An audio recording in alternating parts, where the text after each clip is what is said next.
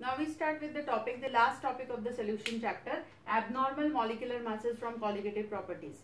जैसे हमने पढ़ा था कि हम colligative properties solutions के चारों क्यों पढ़ रहे हैं, हम इसलिए पढ़ते हैं colligative properties कि ये चारों colligative properties actually हमें help करते हैं एक solution का और एक solute का rather एक substance का molecular mass find करने के लिए. But later on when it was applied to certain known molecular masses, it was found that we are getting abnormal molecular masses. Abnormal का मतलब ऐसा है कि जो इलेक्ट्रोलाइट्स होते हैं, इलेक्ट्रोलाइट्स के केस में या तो मॉलिक्यूलर मास एक्सपेक्टेड से कम आ रहा था या तो मॉलिक्यूलर मास एक्सपेक्टेड से ज्यादा आता है.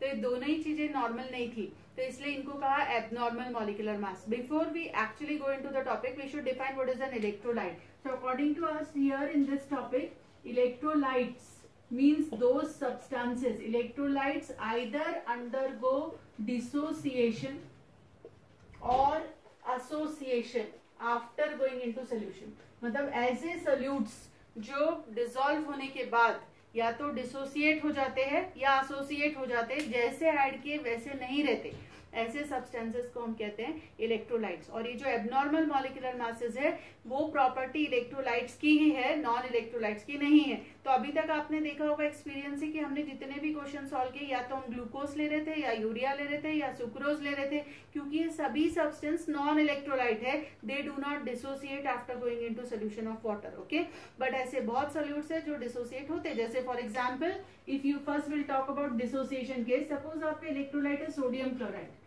सोडियम क्लोराइड पानी में जाने के बाद डिसोसिएट होता है और आयंस में कन्वर्ट हो जाता है. तो डिसोसिएशन के केस में there is a problem that whatever moles you are adding will get doubled.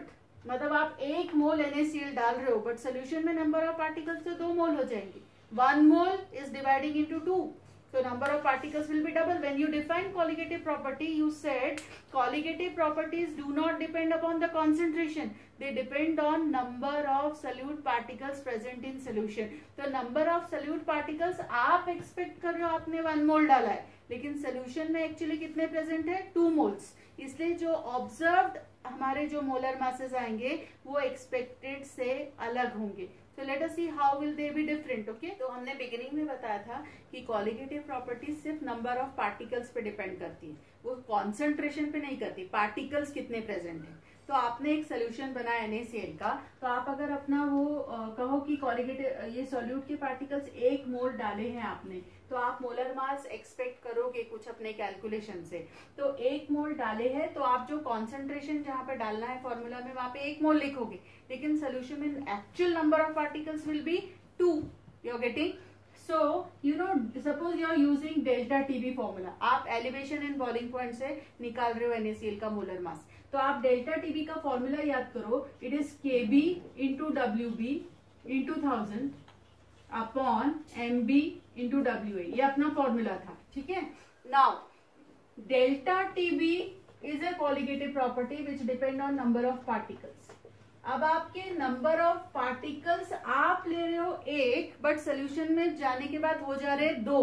अगर नंबर ऑफ पार्टिकल्स डबल हो रहे हैं तो एलिवेशन एंड बॉइलिंग पॉइंट भी एक्सपेक्टेड वैल्यू का डबल आएगा. आप अगर 1 डिग्री का एलिवेशन एक्सपेक्ट कर रहे हो, 2 डिग्री का एलिवेशन आएगा, ठीक है. अब अगर डेल्टा TB डबल हो गया, see the relation between molar mass and delta TB, they are inversely related. तो जैसे ही आपका डेल्टा TB डबल आ रहा है एक्सपेक्टेशन के, मोलर मास आधा ही आएगा एक्सपेक्टेड वैल्यू के. Are you getting? So in this case when you find out MB using this formula, the value you will get will not be the actual molar mass of NaCl, it will be less than that. It can be half of actual value.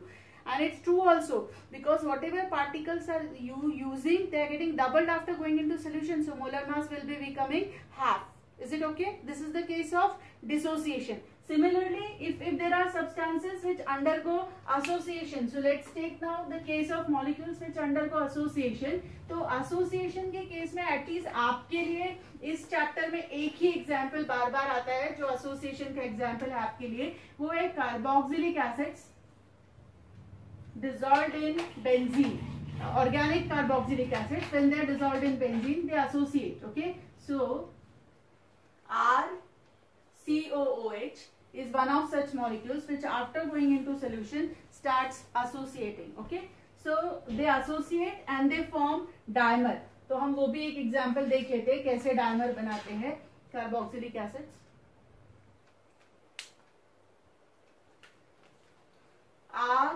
RCOOH is any carboxylic acid in benzene. So what is it? Two molecules of carboxylic acid in a solution of benzene dimerize to form a dimer. This is called a dimer. What is, like you have heard the word polymer. Polymer is an association of large number of molecules. Similarly, dimer is an association of two molecules together. तो अब इस case में क्या हो रहा है, देखो जब डायमर बन रहा है तो आपने सपोज 10 मोल एसिटिक एसिड लिया, आपने डाले 10 मोल एसिड के, 10 moles of RCOH you are adding to benzene. Solution में जाने के बाद वो सब डबल डबल के पेयर में डिवाइड हो जाएंगे। तो आप डाल रहे हो 10 मोल, बट सोल्यूशन में जो पार्टिकल्स हो जाएंगे वो हो जाएंगे 5 मोल्स। तो एसोसिएशन के केस में नंबर ऑफ पार्टिकल्स आपके एक्सपेक्टेशन के आधे हो जाते हैं। अगर पार्टिकल्स का नंबर आधा हो जाए then what will happen to delta TB value which is directly proportional to number of particles. ये नंबर ऑफ पार्टिकल्स पे डायरेक्टली प्रोपोर्शनल है, या कोई भी कॉलिगेटिव प्रॉपर्टी, तो ये भी एक्सपेक्टेशन की आधी हो जाएगी। आप जितना एक्सपेक्ट, आप 2 डिग्री का elevation and boiling point expect कर रहे हो, 1 ही डिग्री का एलिवेशन आएगा। और एज डेल्टा टीबी और मोलर मास में इनवर्स रिलेशन है, जब डेल्टा टीबी आधा आ रहा है then what will happen to the molar mass, it will become double. आप जो भी एसिड का एक्चुअल मोलर मास आना चाहिए, आपका आंसर कैलकुलेशन के बाद कॉलिगेटिव प्रॉपर्टी से उसका डबल आएगा। तो ये सारे प्रॉब्लम्स थे। कॉलिगेटिव प्रॉपर्टी के फॉर्मूला यूज करके इलेक्ट्रोलाइट का मोलर मास निकालने जाओ तो हमें रॉन्ग वैल्यूज आती थी। मतलब in case of electrolytes it used to be less than expected, and in case of electrolytes which undergo association it used to be more than expected. और actually ये situation real situation है। मतलब एक substance जो dissociate होता है उसका एक भी molecule as a whole present ही नहीं है, तो मोलर मास कम ही आएगा, क्योंकि जो प्रेजेंट है वो आयन से उनके एटॉमिक मासेस कम है।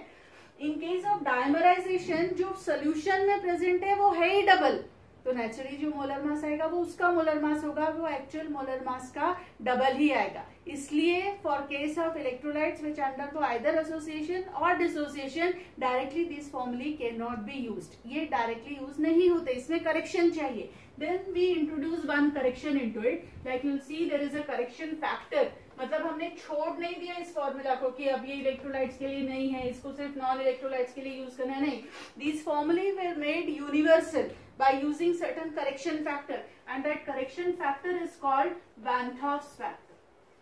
So let's see what is Van 't Hoff's factor of correction. This is denoted by small I. तो ये हम फैक्टर डिफाइन करने वाले हैं, और ये ऐसा फैक्टर है जब इसका वैल्यू आ जाएगा हमारे कॉलिगेटिव प्रॉपर्टीज में, तो कॉलिगेटिव प्रॉपर्टीज के फॉर्मूले इवन इलेक्ट्रोलाइट्स के लिए भी वर्क करने लग जाएंगे। How we define I actually? Let us find out. I को हम define कैसे करते हैं? Okay? I is defined as a ratio of. It is defined as a ratio of observed number of particles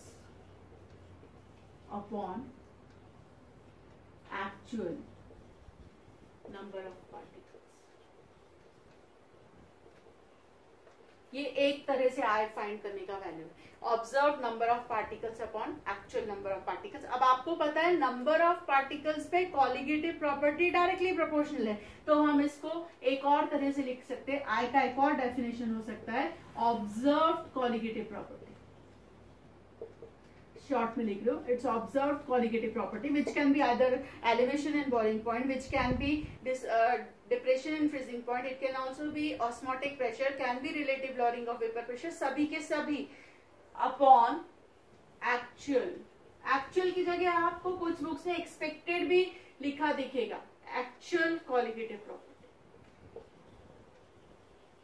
तो दोनों करेक्ट है, actual लिखो या एक्सपेक्टेड लिखो, that you can write here. Okay, now the third also, there is one more. Now you know colligative property और molar mass inversely related है, तो molar mass के टर्म में फॉर्मूला उल्टा हो जाएगा, ऊपर आएगा एक्चुअल मोलर मास और एक्सपेक्टेड मोलर मास, और नीचे आएगा ऑब्जर्व्ड मोलर मास। तो ये I फाइंड करने के 3 फॉर्मूले हो गए, ठीक है। अब ये तीनों में से कोई भी एक यूज हो सकता है depending upon the given situation. और फिर अगर I हमारे पास आ जाए तो हमारे सारे कॉलिगेटिव प्रॉपर्टी के फॉर्मूले हमें चेंज कर लेने। कैसे चेंज करने हैं, देखो चेंज क्या करना है। अच्छा, before we cause a change let's find out the expected values of I also. अगर आप एक नॉन इलेक्ट्रोलाइट के साथ काम कर रहे हो, नॉन इलेक्ट्रोलाइट मतलब जैसे glucose, if you have a non electrolyte like glucose for example, when you take glucose, you take 1 mole, you dissolve in water, it will stay 1 mole. So in case of glucose, observed number of particles and actual number of particles are same, then value of I is always 1. तो मतलब जब आप एक non electrolyte के साथ काम करते हो तो I का वैल्यू मैटर ही नहीं करता, क्योंकि वो 1 है। तो फॉर्मूला में हो या नहीं हो, it doesn't matter, okay. But if it is the case of dissociation, एक ऐसा इलेक्ट्रोलाइट जिसमें डिसोसिएशन होता है, तो डिसोसिएशन मतलब आपने अभी एक एग्जांपल लिया था NaCl का, हम KCl भी ले सकते हैं। KCl आप डालते 1 मोल हो, सोल्यूशन में जाने के बाद हो जाता है 2 मोल, ठीक है। तो लेट्स फाइंड आउट, इसके लिए I का वैल्यू क्या होगा। I का value is observe number of particle which is 2 and you are adding 1। आप एक्चुअली डाल रहे हो 1 मोल और पार्टिकल्स बन रहे हैं 2 mole, so this ratio is coming 2 in general. मतलब KCl के लिए 2 आ रहा है, अगर आपका मॉलिक्यूल MgCl2 हो तो ये वैल्यू 3 आ जाएगी, बिकॉज एक MgCl2 सोल्यूशन में जाने के बाद एक मैग्नीशियम आयन और 2 क्लोराइड आयंस में डिवाइड होगा, total number of particles will become 3, so I value will be 3 for MgCl2 के लिए 3 हो जाएगी।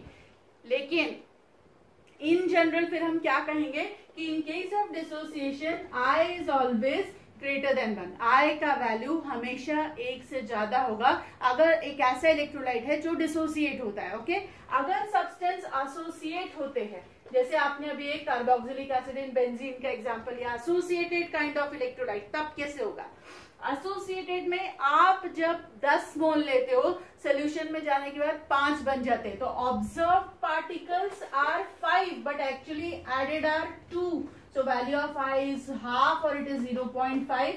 In general I becomes less than 1. So there are 3 situations याद रखने हैं।